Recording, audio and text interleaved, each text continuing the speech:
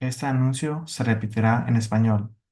If you're interested in taking the next step towards becoming a United States citizen, come to our free walk-in immigration clinic co-hosted by the PARS Equality Center and Centro Legal de la Raza on Monday, November 18th, 2024, from 10:30 a.m. to 3 p.m.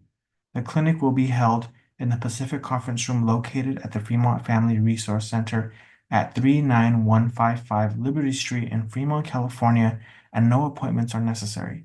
At the clinic, eligible visitors will receive a free naturalization eligibility consultation, assistance with completing your naturalization application, and document packaging and information on the next steps for your citizenship application.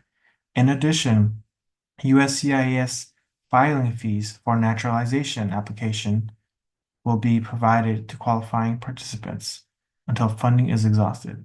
To participate in this clinic, please make sure to bring the required documents listed on the flyer. We look forward to helping you on your path to citizenship.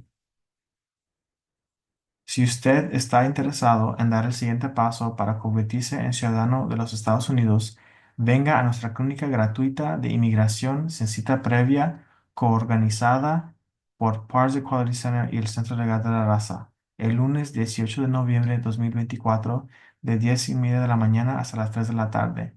La clínica se llevará a cabo en la Sala de Conferencias del Pacífico, ubicada en el Centro de Recursos Familiares de Fremont, en 39155 Liberty Street en Fremont, California, y no es necesario hacer cita. En la clínica, los visitantes elegibles recibirán una consulta gratuita de elegibilidad para la naturalización, asistencia para completar su solicitud de naturalización y empaque de documentos y información sobre los próximos pasos para su solicitud de ciudadanía.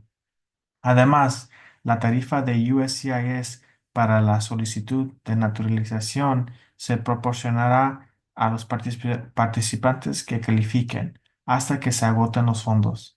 Para participar en esta clínica, por favor, asegúrese de traer los documentos requeridos enumerados en el anuncio. Esperamos poder ayudarle en su camino a la ciudadanía.